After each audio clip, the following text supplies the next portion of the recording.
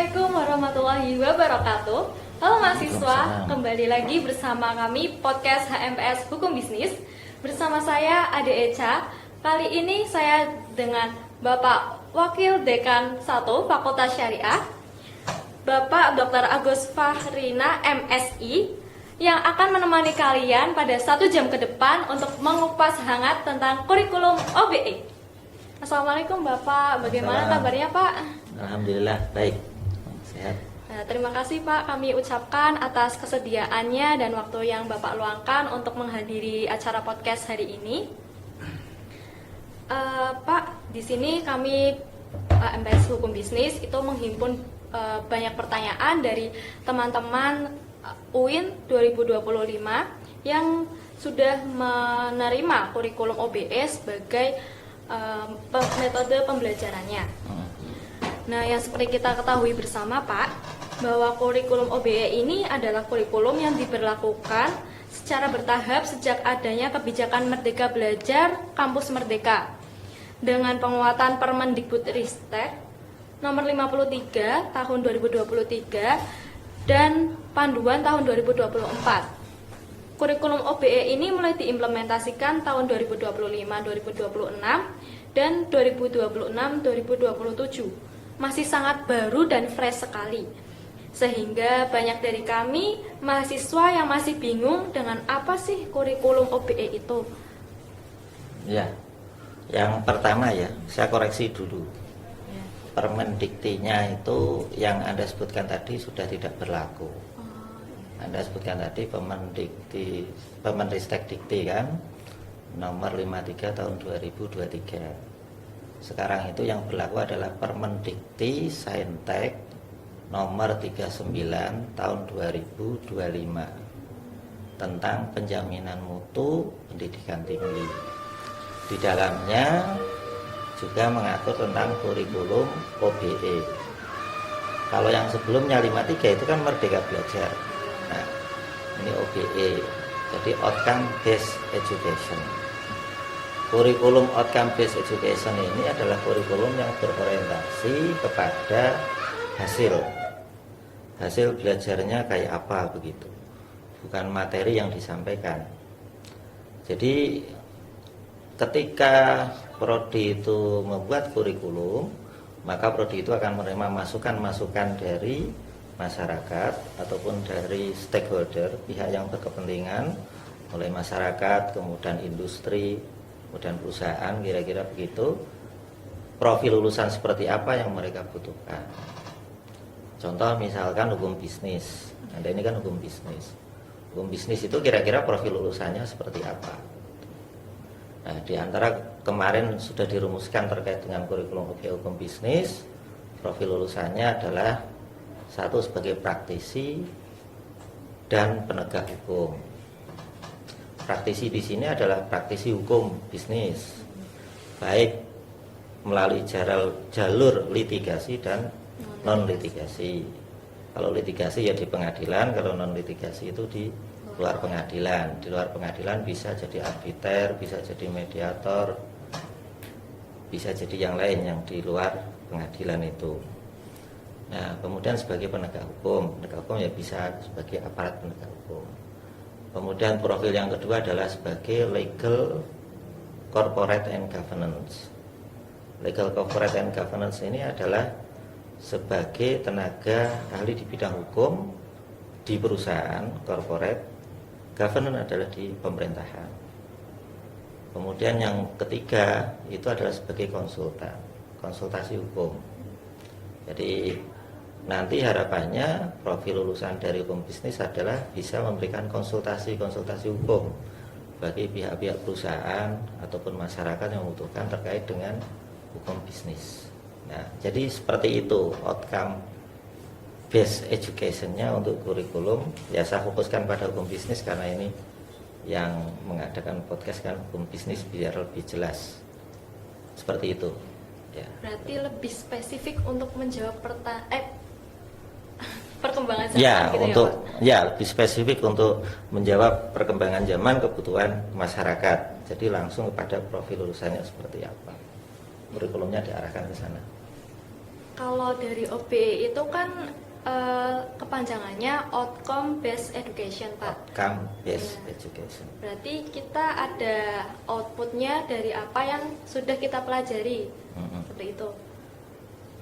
Nah, kita itu yang saya pahami, kita diharapkan bisa mempunyai skill atau kemampuan yang sesuai dengan kebutuhan zaman sekarang. Dalam hal ini, apakah skill yang kita capai atau prestasi yang kita raih itu bisa diubah dalam bentuk SKS, Pak? Maksudnya sebagai pengganti mata kuliah seperti itu. Maksudnya apa? Maksudnya misalkan belajar di luar begitu? Iya. Oh ya.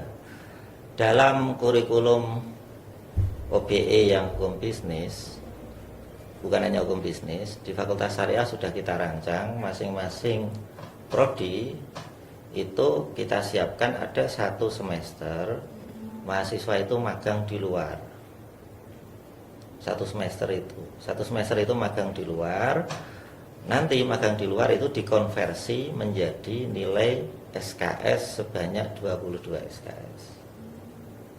Jadi kalau Anda misalnya mau magang di luar, nah di kantor advokat, nah selama 1 semester.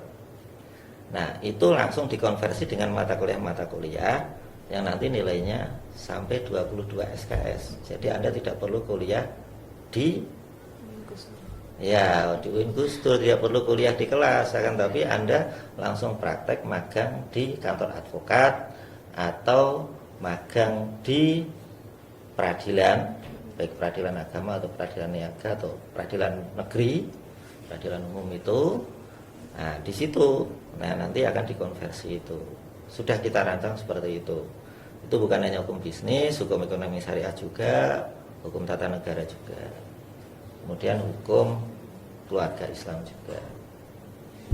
Jadi nggak perlu khawatir Anda mau pengen langsung belajar di luar, prakteknya seperti apa. Nah, ini untuk memenuhi kebutuhan ataupun tuntutan masyarakat sehingga nanti hasilnya itu para lulusannya ini itu bisa siap untuk bekerja, kira-kira begitu, untuk memenuhi kebutuhan masyarakat itu. Jadi langsung terampil karena sudah praktek magang selama satu semester itu. Nah, kalau magangnya itu kira-kira dalam 1 semester itu kan lumayan lama ya, Pak? Ya. Misal saya magang di kantor konsultan hukum, kemudian beberapa bulan saya keluar, terus magangnya dipindah di tempat lain, apakah seperti itu juga boleh, Pak? Bisa seperti itu, Yang jelas kompetensi yang mau dicapai itu kayak apa. Nah, misalkan Anda di konsultan hukum 1 ya, di situ Anda ingin memenuhi capaian pembelajaran yang konteksnya adalah konsultan hukum. Di situ mau apa misalkan terkait dengan praktek konsultasi hukum, yaitu di situ misalnya tekanan hukum bisnis, berarti konversinya mungkin hanya sekian SKS. Sementara itu Anda masih membutuhkan konversi SKS yang lain. Nah, masuk ke pengadilan misalkan. Nah, bisa seperti itu. Tapi yang kita rancang kemarin itu baru untuk 1 tempat. Nah, nanti praktek di lapangan bisa jadi ada di 2 tempat. Nah, seperti itu. Itu harus sesuai magangnya, harus sesuai sama CPL yang sudah ditentukan. Ya, sudah ditentukan itu. Jadi kan sudah kita petakan ya, dalam 1 semester itu mata kuliah apa saja yang bisa dikonversi. Nah, misalkan di situ ada namanya advokasi, arbitrase. Nah, arbitrase berarti di kantor apa kalau arbitrase itu kira-kira? Di kantor advokat kan juga bisa arbitrase, atau mediasi. Di advokat juga bisa, kan ada mediator. Di pengadilan kan juga bisa ada mediasi. Kemudian ada namanya hukum acara. Nah, teori dan praktek hukum acara peradilan, kan kira-kira kan begitu. Nah, ini berarti kalau teori dan praktek hukum acara itu kan bisa magang di pengadilannya, bisa magang di kantor advokat. Kan bisa kan? Ada di kantor advokat itu nanti bisa praktek di sana bagaimana membuat gugatan Kan kira-kira kan begitu, membuat gugatan, kemudian menjawab gugatan, kemudian bagaimana beracara, kan gitu kan bisa. Jadi konversi mata kuliah hukum acara itu kan bisa di kantor advokat ataupun di pengadilan. Nah, nanti Anda pilih mau yang di mana. Nah, fleksibel. Kalau di kurikulum OBE tadi kan kayak yang magang itu sudah termasuk kita seperti terjun ke masyarakat ya Pak. Nah, di kurikulum OBE ini apakah ada KKL dan KKN? KKL sama KKN. Ya. Nah, kalau KKN itu pasti ada. Mengapa KKN itu ada? KKN itu adalah bagian dari tugas pokok perguruan tinggi. Tugas pokok perguruan tinggi itu apa? Tridharma perguruan tinggi, yaitu pertama pendidikan dan pengajaran. Nah, berarti kan ada kuliah itu. Kuliah selama 7 semester kan, atau 8 semester. Nah, kalau secara teori tidak sampai 7, semester 6 udah selesai kan mata kuliah teori itu. Nah, kemudian yang kedua adalah penelitian. Tridharma perguruan tinggi yang kedua adalah penelitian. Maka karena tridharma perguruan tinggi penelitian, maka Anda harus menulis skripsi. Nah, itu penelitian. Nah, disitulah tridharmanya. Tridharma yang ketiga adalah pengabdian masyarakat.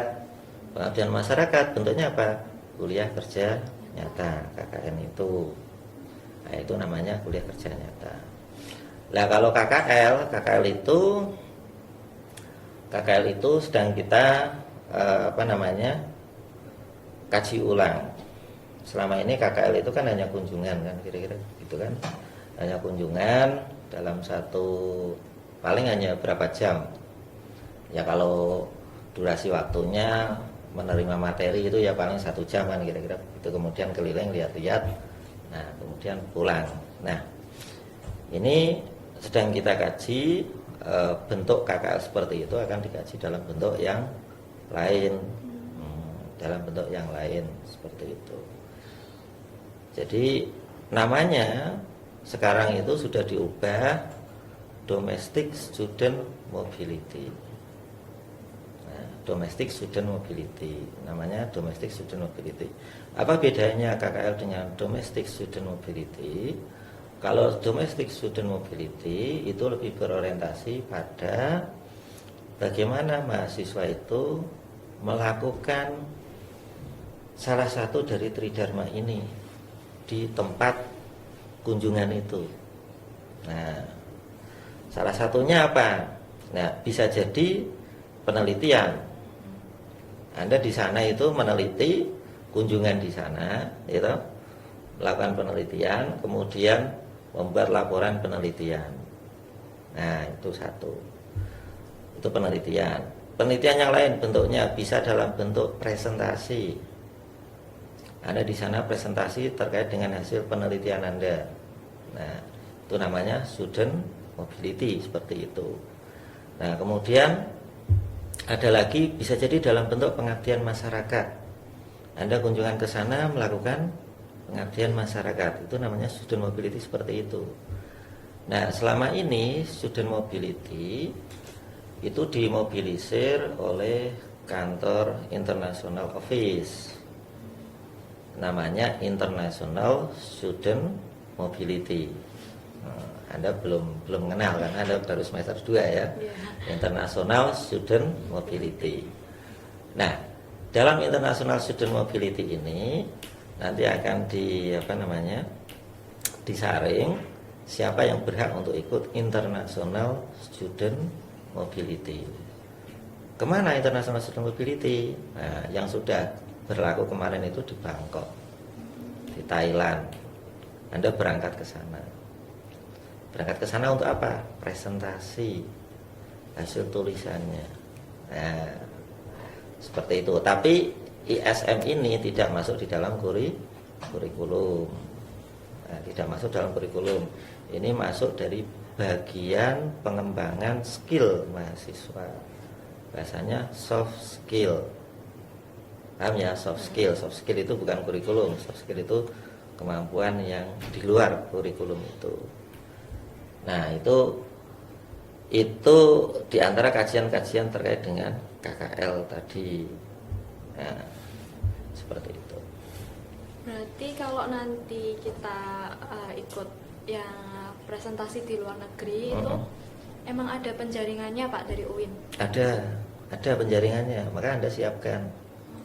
Nah, di antaranya Anda harus bisa bahasa Inggris. Nah, kalau kemarin tahun lalu itu ya sebenarnya aslinya bayar itu Mbak. Artinya mahasiswa itu untuk ke sana setidaknya itu hanya dibiayai tiket pulang perginya kan, tapi akomodasi di sana itu biaya sendiri. Tapi tahun kemarin itu bukan tahun kemarin itu efisiensi berarti 2024 kalau nggak salah. Nah, itu malah gratis dibiayai oleh UIN. Nah, seperti itu.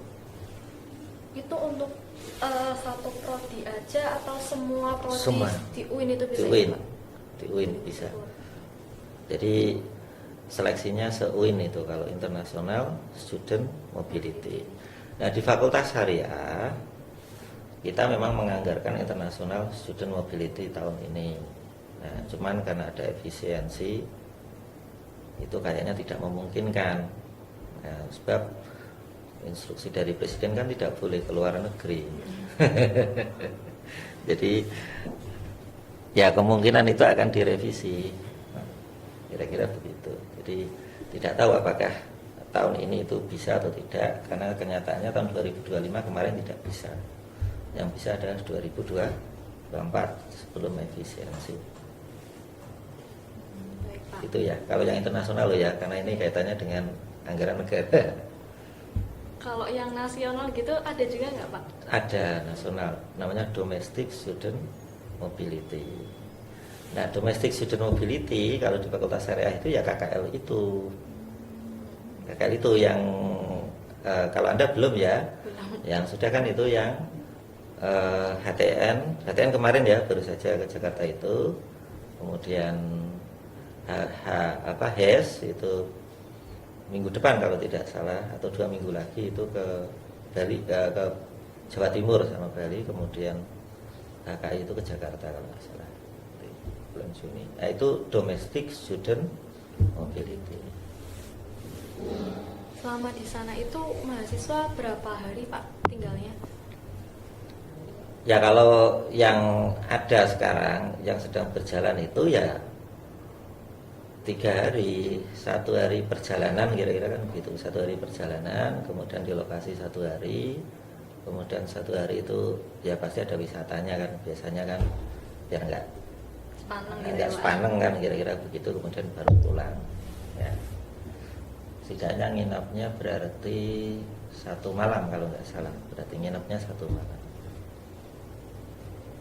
Kalau di kurikulum sebelumnya itu kan ada pengganti skripsi Pak, berupa jurnal Sinta 2 minimal. Nah, di OBE sendiri apakah tetap ada seperti itu ataukah tidak ya Pak? Ada.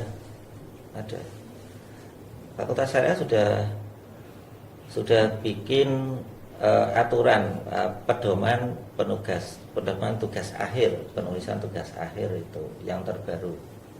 Yang terbaru itu yang dulu sudah ada, yaitu pengganti skripsi berupa publikasi jurnal Sinta 2. Nah, kemudian ada perubahan aturan pedoman akademik dari universitas bahwasanya pengganti skripsi itu cukup Sinta 3.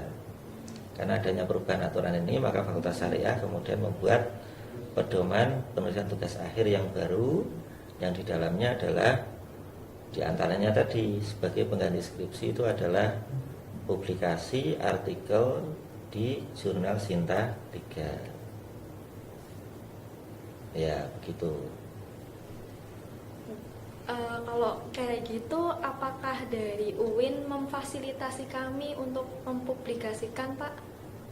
Memfasilitasi dalam hal apa? Bimbingan, terus Oh iya. kalau misalnya Iya. ada bayar kayak gitu. Kalau fasilitasi, jadi mekanismenya begini. Mahasiswa, jadi begini. Tugas akhir itu satu bisa dalam bentuk skripsi, bisa dalam bentuk publikasi jurnal. Nah, mahasiswa mau pilih yang mana? Nah, kalau mau pilih skripsi berarti sesuai dengan jalur skripsi, ya, mengajukan judul, kemudian nanti di ACC, kemudian ditunjuk pembimbingnya, kemudian bimbingan, seminar proposal, kemudian penulisan skripsi, kemudian sidang skripsi. Nah, selesai kan gitu kan? Nah, itu kalau jalur skripsi. Nah, kemudian kalau memilih jalur publikasi artikel, maka mahasiswa ini yang ajukan aja dia mau memilih jalur publikasi artikel. Nah, nanti oleh prodi akan ditunjuk pembimbingnya, pembimbing penulisan artikel. Nah, di sini ditunjuk pembimbingnya, kemudian mahasiswa dengan atas bimbingan pembimbing ini membuat draft artikelnya, ya kan?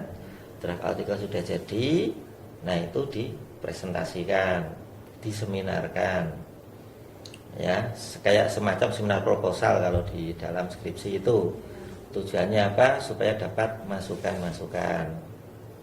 Nah, sehingga nanti harapannya tulisan ini bisa semakin sempurna, semakin baik, kan gitu kan? Sudah ada masukan-masukan. Nah, kemudian disubmitlah tulisan itu, kan direvisi kan, kemudian disubmit di jurnal. Nah, tinggal tunggu. Nah, nanti submit di jurnal. Nah, nanti ketika submit jurnal nanti ada prosesnya. Tidak kemudian kalau submit langsung terbit kan, tidak. Pasti ada prosesnya, akan dilihat sama editor.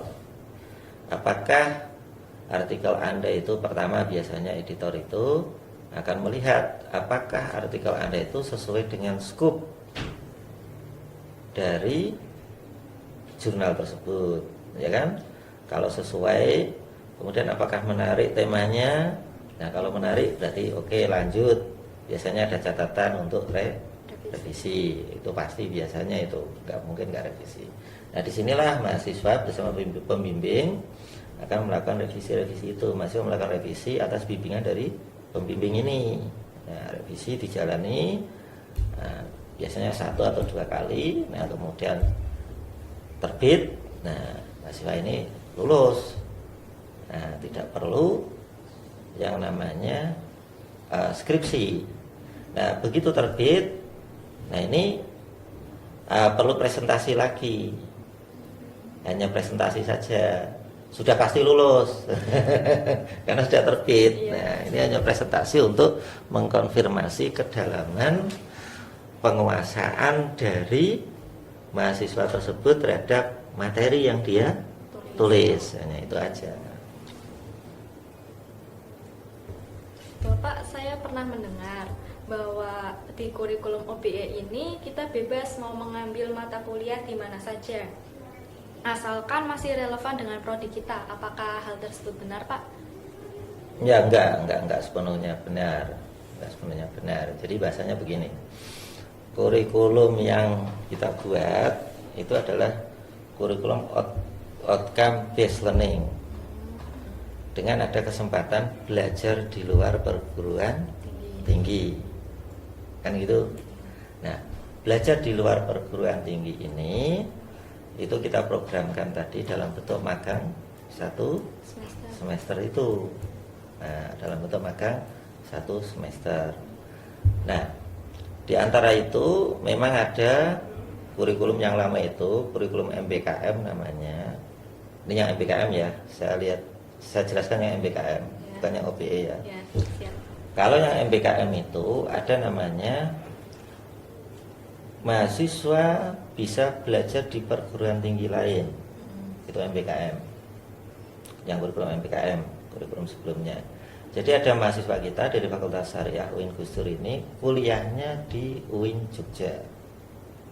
Fakultas Syariah di UIN Jogja. Bayar UKT-nya Pak, ya bayar UKT-nya bayar UKT sesuai di sini, hanya kuliahnya di sana. Nah, seperti itu. Jadi tidak bebas dalam pengertian kita milih seenaknya, itu tidak seperti itu. Ada kita tata supaya sesuai dengan kurikulum yang kita buat. Begitu. Untuk pelaksanaan OBE di UIN Gus Dur sendiri itu sudah sampai sejauh mana Pak pelaksanaannya? Apakah sudah sempurna atau masih perlu kajian lagi atau bagaimana? Nah, pemberlakuan kurikulum OBE itu baru 2 semester ini. Jadi Anda semester 2 ya. Nah, itu sudah mulai penerapan kurikulum OBE. Kalau dikatakan sempurna masih belum. Saya katakan masih belum sempurna. Karena kalau mau mengatakan sempurna itu kan juga sampai kepada praktek di lapangannya, bagaimana dosen dalam mengajar, kemudian bagaimana dosen dalam memberikan assessment, penilaian terhadap mahasiswa, kemudian sampai kepada sarana prasarana, ya, bagaimana penilaian itu, bagaimana dosen itu tidak kesusahan dalam menilai mahasiswa itu. Nah, contoh ya, sarana prasarana. Sikadu kita itu kalau dilihat dari sarana prasarana untuk penilaian berbasis OB itu belum bisa. Sikadu, sistem informasi akademik itu toh. Nah, itu penilaiannya masih berbasis penilaian UTS, UAS, tugas. Kan gitu kan? Ya, biasanya dosen itu kalau pertemuan pertama kan menyampaikan kan hal yang dinilai itu apa, ya kan? Mulai dari partisipasi atau presensi kan gitu kan. Kemudian tugas, kemudian UTS, kemudian UAS, kemudian lain-lain. Nah, itu ada persentasenya. Nah, di Sikadu itu baru mengakomodir itu. Nah, OB itu tidak seperti itu. OB itu nggak seperti itu. OB itu adalah, jadi dosen ketika menyampaikan RPS itu kan ada namanya CPL, capaian pembelajaran, kemudian ada namanya CPMK, capaian pembelajaran mata kuliah, ya kan? Nah, capaian pembelajaran mata kuliah ini terkait dengan CPL itu. Nah, jadi misalnya CPL ini diturunkan ke dalam berapa CPMK. Wah, ini jelaskannya agak rumit, Mbak. Nggak apa-apa, santai aja. Nggak ada. Ya. Jadi misalnya CPL 1, misalnya mata kuliah itu ada CPL 1, CPL 2, CPL 3, atau CPL 1, CPL 4, CPL 6. Nah, 1, 4, 6. Nah, masing-masing CPL ini ada nilainya. Ada nilainya, mulai dari rentang A, B, C, D gitu kan. Nah, atau kalau pakai angka ya 0 sampai 100. Nah, misalnya CPL 1 itu 80, CPL 4 itu 90, CPL 3 itu CPL 6 tadi kan, CPL 6 itu 90. Ya sudah itu.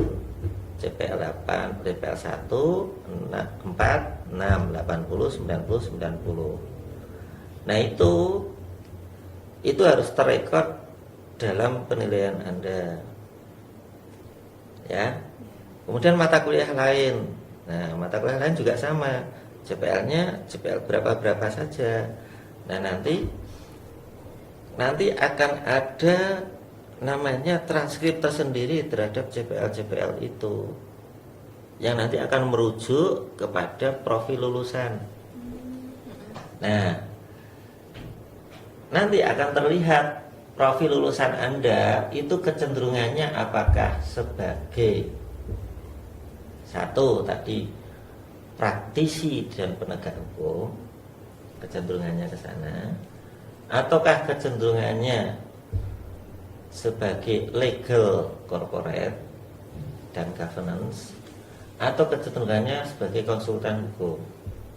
Nah, nanti akan terlihat misalnya yang praktisi ini nilainya 80. Nah, kemudian nilai rata-rata kan. Nah, kemudian legal ini 90 gitu kan. Kemudian konsultan hukum ini 95. Berarti kecenderungannya kemana? Konsultan hukum ya, 95. Nah, ini tujuannya adalah ketika Anda melamar pekerjaan itu pihak HRD itu akan melihat ya bahwa Anda itu kecenderungannya nilai yang bagus itu adalah legal corporate sama konsultan hukum. Nah, sementara perusahaan ini misalnya butuh konsultan hukum, ya ini cocok ini, kan kira-kira gitu. Berarti itu emang langsung kita skillnya kita ya Pak yang Iya, kita miliki langsung nanti arahnya ke sana. ditujukan seperti itu. Arahnya ke sana. Berarti kalau seperti itu IPK kira-kira masih relevan nggak Pak? Ya masih relevan, IPK masih tetap ada. Jadi yang tadi yang OBE itu kan kayak dalam SKPI, surat keterangan pendamping ijazah, itu namanya. Nanti munculnya dalam bentuk SKPI, surat keterangan pendamping ijazah. Jadi skill Anda itu kecenderungannya di sini tadi itu. Lah yang IP itu tadi yang transkrip nilai itu IP itu tetap ada. Jadi nanti Anda terimanya adalah ijazah, transkrip nilai, kemudian surat keterangan pendamping ijazah yang menyatakan Anda itu kecenderungannya di mana dari 3 profil lulusan itu.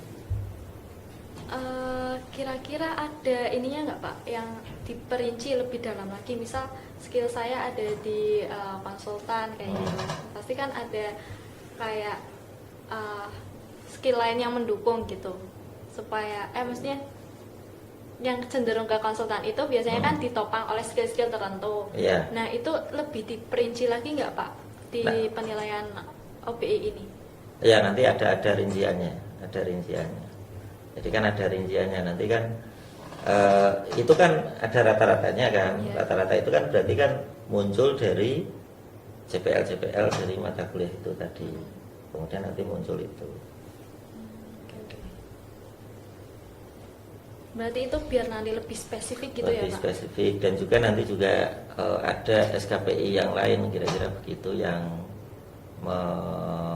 menggambarkan keahlian Anda di luar mata kuliah.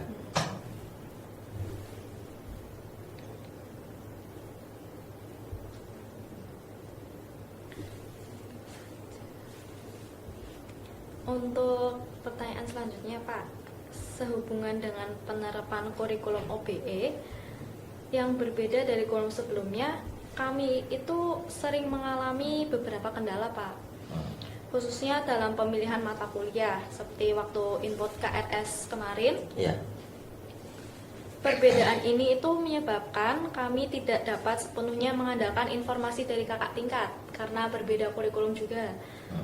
Oleh karena itu, kami memohon adanya panduan yang jelas dan terstruktur, terutama terkait mata kuliah yang sebaiknya diambil pada setiap semester, agar kami bisa memiliki acuan dalam menyusun rencana studi ke depan. Selain itu, kami juga mengusulkan agar disusun buku panduan akademik sebagai acuan bagi mahasiswa, seperti yang telah diterapkan di Universitas Pekalongan, sehingga mahasiswa dapat lebih mudah memahami alur kurikulum dan perencanaan studinya. Oke, ya sebenarnya begini. Pedoman akademik itu ada, Anda bisa download di website UIN. Memang kalau di UIN itu pedoman akademiknya adalah masih pedoman akademik universitas. Itu satu. Nah kemudian terkait pengambilan mata kuliah itu sebenarnya adalah tugas dari DPA, dosen penasihat akademik. Nah, saya sebagai DPA itu biasanya mengumpulkan mahasiswa, ya, mahasiswa semester 2 yang bimbingan sama saya. Kita ketemu tanggal sekian. Nah, oke, saya kasih rambu-rambu. Kurikulum Anda adalah ini. Nah, mata kuliah yang bisa diambil itu adalah ini. Nah, seperti itu. Itu yang saya lakukan sebagai dosen penasihat akademik. Nah, disinilah fungsi dari dosen penasihat akademik. Nah, jadi kalau Anda punya dosen penasihat akademik, Anda konsultasi sama dosen penasihat akademik. Nah, saya tidak tahu, mungkin ada beberapa dosen yang acuh tak acuh ya terkait dengan tugas itu ya. Nah, jadi kalau saya dulu itu selalu saya kumpulkan mahasiswa, Mbak. Mahasiswa saya kumpulkan, saya kawal itu.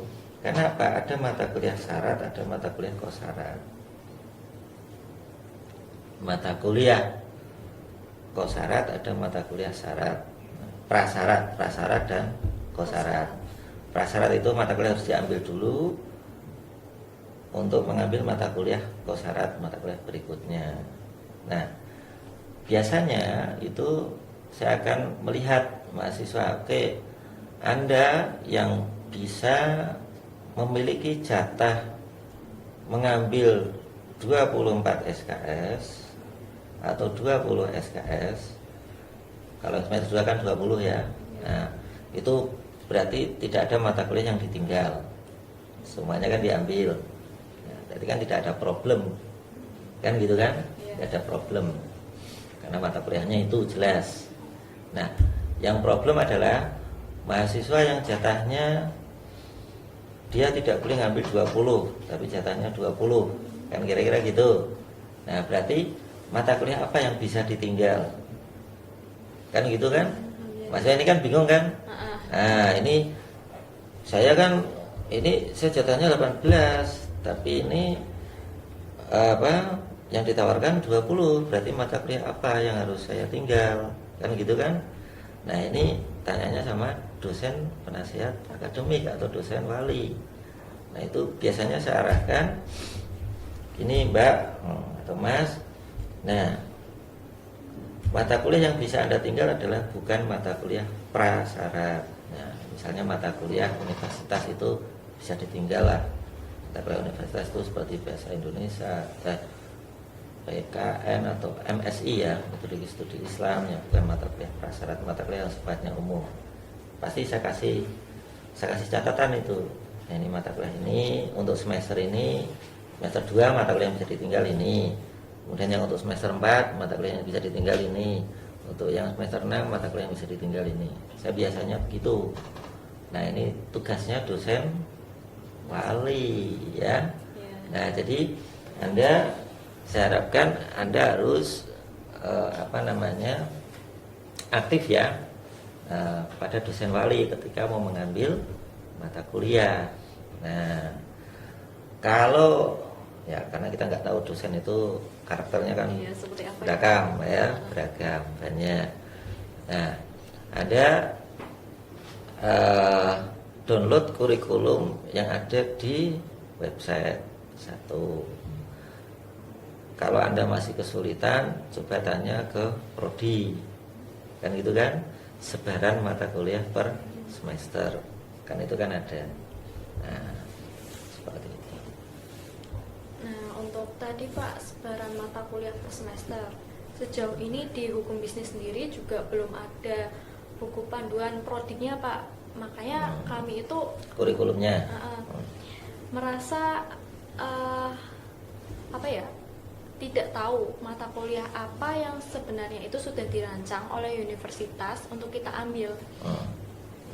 Jadi kan kitanya juga bingung mau ngambil penyayang apa yang mungkin seharusnya kita ambil semester ini, tapi kita nggak tahu. Mungkin karena anaknya juga kurang aktif bimbingan dengan TPA tadi. Apakah itu ada kajian yang lebih lanjut untuk dikaji oleh UIN Gus Dur supaya kami yang menerima kurikulum OBE ini bisa menjalankan perkuliahan dengan mengetahui mata kuliah kita seperti itu Pak? Ya, sebenarnya kurikulum itu sudah ada di website Mbak. Sebenarnya kurikulum itu sudah ada di website dan sebaran per semesternya itu sudah ada. Anda tinggal download saja itu kurikulum itu. Nah, biasanya memang dalam penerapan penawaran mata kuliah terkadang ada perubahan. Terkadang. Nah, karena kan di lapangan kan kita tidak tahu ada problem apa, kan kira-kira kan begitu. terkadang ada perubahan. Tapi yang jelas sebaran mata kuliah itu sudah ada di website itu. Contoh misalkan yang OBE ini ya, yang OBE ini. Ketika kurikulum disusun itu memang belum di setting, ada satu semester itu mata kuliahnya itu adalah mata kuliah konversi untuk magang. Mata kuliah itu masih tersebar di semester-semester yang lain. Nah ini makanya saya minta kepada Prodi untuk merevisi itu. Nah tapi Anda belum, karena Anda masih semester 2. Ini pun yang HES pun juga belum, karena masih semester 2. Jadi masih aman kalau ini. Jadi Anda bisa lihat di website di fakultas. Tapi itu nanti waktu kita semester 3 kira-kira sudah jadi atau belum ya Pak revisiannya? Sudah jadi. Supaya kita nggak bingung lagi. Sudah jadi. Kemarin sudah jadi, tinggal kita launching.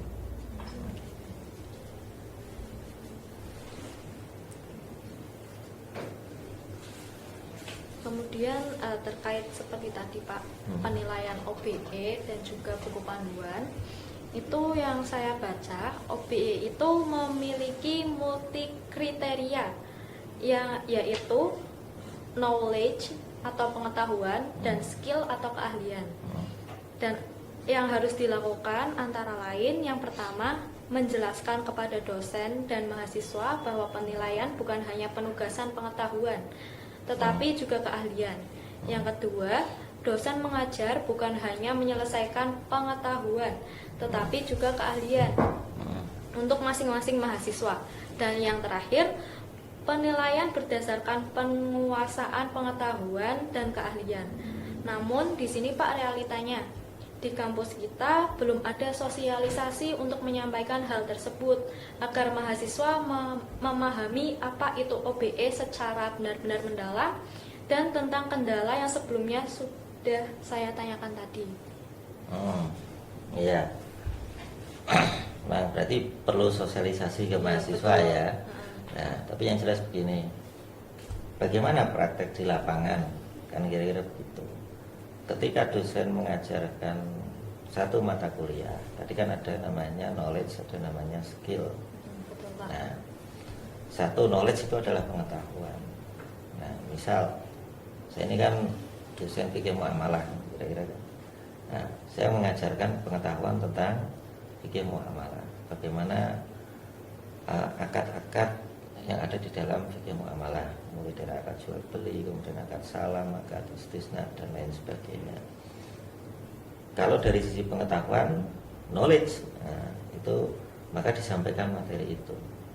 Nah, dari sisi skill, maka kita akan menggunakan namanya case method, metode kasus. Nah, kalau ada kasus seperti ini, ya, itu biasanya saya praktekkan di dalam penilaian, juga di dalam kelas ketika mengajar. Kasus seperti ini menurut Anda itu masuk dalam kategori untuk penerapan akad apa? Kira-kira begitu. Nah, contoh misalkan kita sekarang ini kan jual beli kan online semua, hampir semuanya, ya bukan semuanya. Maksudnya kita sudah terpapar oleh bisnis online atau online shop. Nah, jual beli online itu kalau dalam konteks fikih muamalah itu masuk kategori jual beli apa? Nah, itu kan ranah kepada bagaimana mereka menganalisis praktek jual beli itu, kemudian dikaitkan dengan pengetahuan yang dia miliki terkait dengan teori dalam fikih muamalah itu. Nah, itu jual beli online. Jual beli online itu pun tidak hanya dalam satu bentuk kan gitu kan. Jual beli online ada yang bentuknya kita bayar duluan, gitu, barang baru dikirim. Ada yang bentuknya COD. Nah, itu dalam konteks fikih muamalah itu seperti apa analisis Anda? Nah, itu kan skill namanya. Jadi bukan hanya memperoleh knowledge, pengetahuan, tapi bagaimana menganalisis hukum itu. Nah, kalau mahasiswa ini bisa menganalisis hukum itu ketika ada peristiwa-peristiwa hukum terkait dengan transaksi-transaksi itu, maka dia akan bisa memberikan pendapat hukumnya. Nah, kalau konteksnya fikih muamalah berarti pendapat hukumnya dalam kaitannya dengan pendapat hukum Islamnya bagaimana, duduk perkaranya gimana, nah, kemudian ada pelanggarannya di mana, kemudian ada solusi penyelesaiannya bagaimana. Nah, seperti itu. Itu namanya knowledge dan skill. Nah, itu saya kira kalau knowledge dan skill beberapa dosen itu sudah banyak lah yang mempraktekkan itu. Cuman mahasiswa terkadang satu tidak menyadari, paham ya, tidak menyadari bahwasanya itu adalah bagian dari pengajaran knowledge dan skill. Itu satu, tidak menyadari itu. Yang kedua, ada juga beberapa mahasiswa yang enggan berpikir juga. Kan kita kan nggak tahu karakter orang. Seperti itulah. Kalau di lapangan ya beragam. Pak, untuk skill sendiri, setiap mahasiswa itu kan mempunyai karakteristik skill yang berbeda-beda, Pak. Misal si A ini jago dalam public speaking, sedangkan si B lumayan kurang. Nah, ketika kita terjun di masyarakat itu biasanya orang-orang akan menerima yang lebih baik daripada kita untuk bisa menghandle suatu project. Nah, apakah dari perguruan tinggi itu mendampingi mahasiswa yang mempunyai skill itu kurang supaya dia bisa setara dengan teman-temannya yang lebih baik daripada dia, Pak? Saya kira begini, cara pandangnya harus ya. Jadi apalagi terkait dengan OBE ya, maka kita harus bisa melihat potensi yang dimiliki oleh mahasiswa itu. Jangan kemudian mahasiswa itu diberi skill atau diberi pengetahuan atau diajari secara seragam. Ya. Jadi kalau yang public speaking ya sudah, dia jagonya di public speaking. Ya. Kemudian yang tidak bisa public speaking, mungkin dia di analisisnya. Ya sudah, dia jagonya di analisis. Jangan kemudian yang dianalisis harus bisa public speaking, yang ini harus bisa ini, nanti seragam. Nah itu nanti tidak OBE lagi, tidak MBKM lagi, tidak Merdeka Belajar lagi. Makanya dalam kalau pengalaman saya dalam memberikan penilaian itu saya tidak sepenuhnya melihat dari public speakingnya. Nah, ada orang yang public speakingnya bagus tapi materinya kosong, paham ya? Public speakingnya bagus tapi sisi materi itu kosong, artinya tidak begitu menguasai. Ada mahasiswa itu yang begitu menguasai materi tapi public speakingnya nggak bagus. Kalau suruh presentasi tidak bisa, kan ada yang seperti itu ya. Ada kan, dia itu pintar tapi kalau suruh presentasi nggak bisa. Ya sudah, biarkan saja. Dia berarti nanti kuat di analisis dalam hal tulis menulis, kan begitu.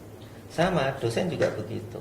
Anda juga nanti ketika perkuliahan kan juga bisa melihat beberapa dosen, ada yang ketika mengajar itu pintar dalam hal menjelaskan, ada yang kurang begitu memuaskan lah bahasanya. Jadi memang kemampuan orang itu beragam. Jadi bisa jadi ya, ini kalau saya lihat dosen itu bisa jadi dosen ini adalah sangat pandai dalam hal menulis publikasi ilmiah, karya tulisnya itu banyak. Tapi kalau conference sedikit. Tahu conference ya? Seminar gitu kan. Ada yang dosen sukanya conference, seminar, tapi tulisan artikelnya tidak banyak. Ada. Ya, jadi kalau melihat itu ya biarkan yang dia tadi itu sesuai dengan kemampuannya dia itu dalami itu, gitu kan. Kalau dia memang lebih kepada analisis pemikiran, kemudian tulisan, ya di situ. Kalau dia lebih ke public speaking, ya di situ public speaking. Nah, seperti itu. Artinya di sini setiap orang itu kan punya keistimewaan kelebihannya Ya. masing-masing. Berarti kita mestinya OBE ini ditujukan untuk lebih menonjolkan karakteristiknya seseorang itu. Iya, mestinya begitu. Iya, harusnya begitu. Dan sebenarnya ketika menonjolkan karakteristik masing-masing, skill itu tadi, itu sebenarnya tidak hanya di dalam konteks kurikulum, akan tapi di kegiatan mahasiswa, kan gitu kan. Nah, makanya di fakultas ataupun di perguruan tinggi ada namanya Ormawa ya, organisasi mahasiswa, yang ini nanti akan mengembangkan potensi-potensi atau talenta-talenta mahasiswa. Dia itu potensi atau talentanya di mana? Nah, kayak di syariah misalkan, ada Ormawa debat. Nah, ini kan bagi orang yang suka debat hukum gitu kan. Nah, banyak kan, sudah ada yang juara-juara itu kan. Nah, itu nanti di situ. Kalau Anda suka dengan itu, ya ikut aja Ormawa itu, Ormawa debat hukum. Ada yang Basul Kutub kalau nggak salah itu. Nah, ini yang kaitannya orang yang suka dengan kajian-kajian kitab klasik di situ. Jadi kalau terkait skill ada namanya soft skill namanya itu ya. Nah, seperti itu.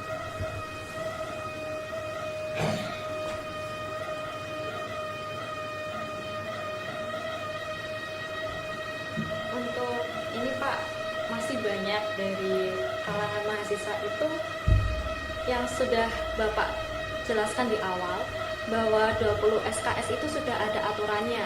Tetapi kadang dari kami itu ada yang masih merasa kok nggak adil gitu Pak, antara yang mempunyai IP tinggi dengan IP yang rendah kok disamakan SKS-nya.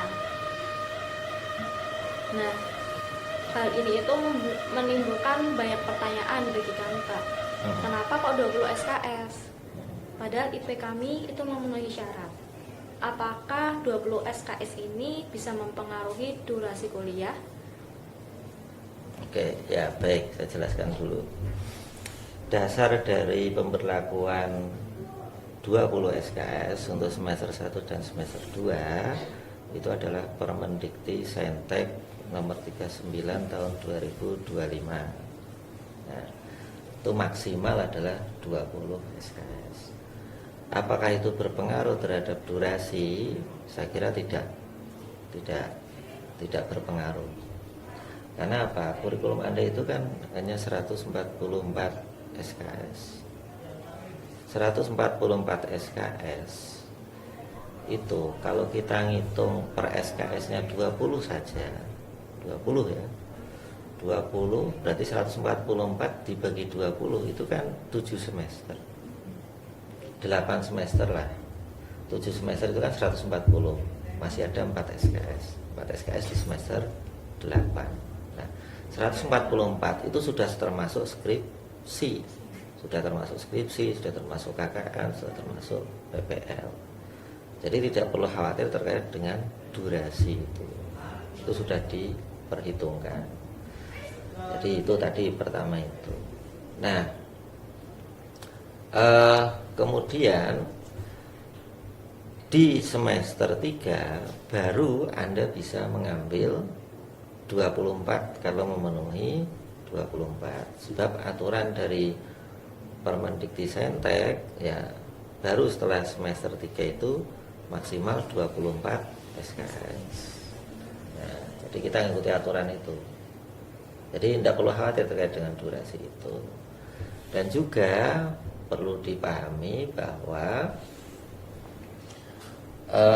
batasan masa studi itu adalah 2 kali masa studi yang dirancang di dalam kurikulum. Jadi kalau rancangan kurikulumnya itu 8 SKS, maka batasan masa studi itu sampai 16 SKS. Kalau kurikulumnya 8 SKS. Kalau kurikulumnya itu hanya sampai 3,5 tahun atau 7 SKS, 7 semester, ya 7 semester, maka batasannya adalah hanya sampai 14 semester. Nah, kurikulum kita itu dirancang sampai semester 8. Nah, jadi yang tadi 20 SKS di semester 1 dan semester 2 itu ya tetap 8 semester. Nah, sampai semester 8. Jadi rancangan kurikulum di UIN Gus Dur itu sampai semester 8. Fakultas apapun itu sampai semester 8. Meskipun mahasiswa ada yang bisa menyelesaikan di semester 7. Mengapa? Karena ya tadi di semester 3 bisa 24 dan seterusnya itu tadi. Nah, sehingga karena di UIN Gus Dur itu dirancang kurikulumnya itu 8 SKS, maka mulai tahun ini itu kan sudah ada edaran dari WR1 bahwasanya yang semester 14 ini dikasih kesempatan untuk menyelesaikan sampai semester 16. Jadi tidak di DO yang semester 14 ini, karena memang rancangan kurikulumnya sampai 8 semester. Seperti itu. Berarti itu kita walaupun semester ini 20 SKS masih bisa ya Pak untuk lulus 3,5 tahun seperti bisa, apalagi sekarang ada semester antara yang dipadatkan. Nah, kan ada semester antara ini. Saya kira mahasiswa sudah menerima surat edarannya itu kan. Semester antara itu adalah semester yang dilaksanakan antara semester genap dengan semester ganjil. Nah, berarti antara bulan Juli sampai Agustus kan, 2 bulan itu. Nah, dan itu mahasiswa bisa mengambil maksimal 9 SKS. Nah, itu kalau tiap semester antara itu Anda ngambil mata kuliah, ya cepat sekali. Ya. Semester antara misalnya dari semester 2 ke semester 3 itu ngambil 9. Kemudian semester 4 ke semester 5 ngambil 9, udah 18. Kan cepat itu. Sudah satu semester, sudah ngebut satu semester sendiri kan 19. Nah, belum lagi semester 6, semester 7. 9 lagi itu udah 27 SKS. Nah, dan itu kan di edaran itu kan mahasiswa bisa mengambil mata kuliah baru, bukan mata kuliah mengulang. Nah, ini perlu saya sampaikan, kalau aturan akademik sebelumnya, sebelum edaran ini diberlakukan, itu semester antara, dulu tuh namanya semester padat atau semester pendek gitu kan, itu hanya untuk mata kuliah mengulang, tidak mata kuliah baru.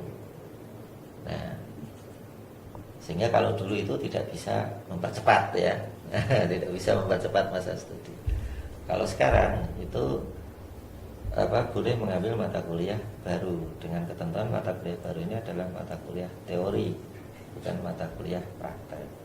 Nah, tentu saja nanti ada aturan-aturan selanjutnya itu kan, tentang kuota satu kelas itu harus berapa orang kan gitu. Nah, itu kan belum diatur kan. Nah, itu sistemnya sama seperti kita kuliah pada kelas reguler atau berbeda Pak?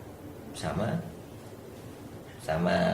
Yang Anda tanya sama dalam pengertian apa dulu?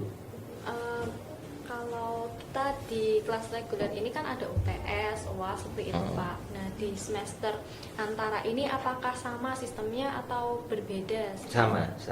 Ada UTS, ada UAS-nya, sama. Pelaksananya sama, bahkan pelaksananya harus pembelajaran di kelas. Kemarin 2 minggu yang ketika edaran itu muncul, saya mengadakan rapat dengan para kaprodi untuk membahas terkait dengan semester antara itu, dan saya tekankan bahwasanya pelaksanaan semester antara harus sama persis dengan pelaksanaan semester reguler. Sama persis dalam pengertian jumlah tatap mukanya, nah, meskipun jumlah tatap mukanya adalah seminggu 2 kali, kalau semester reguler kan seminggu 1 kali, karena ini kan memperpendek ya, seminggu 2 kali, dan harus di kelas ada tatap muka, dan ada UTS, ada UAS. Jadi dimungkinkan kualitas pembelajarannya tidak jauh berbeda dengan kualitas pembelajaran yang semester reguler. Itu kalau seminggu ada 2 kali pertemuan, apakah mata kuliahnya itu ikut dipadatkan atau masih sama seperti waktu kita kelas reguler ya Pak? Ya masih sama, hanya seminggu 2 kali. Jadi kalau seminggu 2 kali kan 1 minggu itu seminggu 2 kali. Berarti kan kalau pertemuan reguler itu kan 14 kali pertemuan. 14 kali pertemuan, terus 2 pertemuan itu kan UTS sama UAS. 14 kali. Berarti kan kalau 14 kali itu berapa minggu berarti? 14 kali 14 dibagi 2. Ya kan? Berarti kan 7 minggu. 7 minggu itu berapa bulan? 2 bulan kan? Juli Agustus kan? Sama. Ya. Kita udah sampai di pertanyaan yang terakhir Pak. Oh terakhir ya. Kapan buku pedoman OBE benar-benar bisa dipublikasikan dan disosialisasikan? Karena di hukum bisnis sendiri, buku panduan tersebut juga tidak kunjung dipublikasikan, yang mengakibatkan kami kebingungan dengan bagaimana sistem dan alur sebenarnya dari kurikulum OBE. Oke, ya berarti ini namanya perlu namanya. Kalau dulu itu ada istilah kegiatan apa namanya ya, lupa saya itu. Jadi sebenarnya terkait dengan pemahaman mahasiswa terkait perkuliahan itu dari masa ke masa itu problemnya sama sebenarnya. Mulai dari bukan terkait kurikulum akan tapi juga terkait macam-macamnya. Nah kalau terkait kurikulum namanya apa sih? Kegiatannya lupa saya. Nah nanti dalam waktu dekat kita akan mengadakan kegiatan karena tadi dibutuhkan ya, mahasiswa butuh terkait dengan sosialisasi. Nanti dalam waktu dekat kita akan mengadakan sosialisasi itu. Ya setidaknya mungkin ya setelah UAS ya, berarti ya kalau masih masa-masa perkuliahan kan nggak mungkin. Mahasiswa kan harus kuliah, berarti di luar perkuliahan nanti. Ya secepatnya. Harapannya sebelum semester 3 kami sudah mendapatkan sosialisasi tersebut. Ya. Baik teman-teman, kita sudah di penghujung acara. Terima kasih telah membersamai kami dalam podcast perdana Hukum Bisnis yang membahas tentang kurikulum OBE. Saya selaku host mengucapkan banyak terima kasih kepada Bapak yang sudah berkenan hadir, dan sampai jumpa di podcast selanjutnya.